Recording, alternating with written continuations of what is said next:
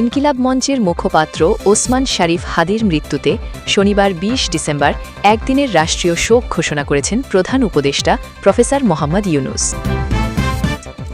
শুক্রবার সন্ধ্যায় দেশে আসছে হাদির মরদেহ, শনিবারে জানাজা।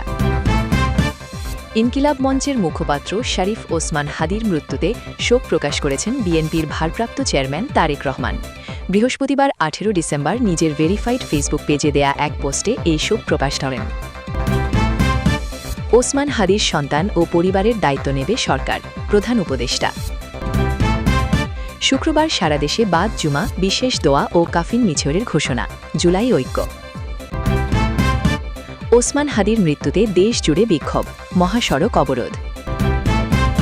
ঢাবিতে বঙ্গবন্ধু হলের নাম বদলে হাদির নাম দিলেন হল সংসদ নেতারা।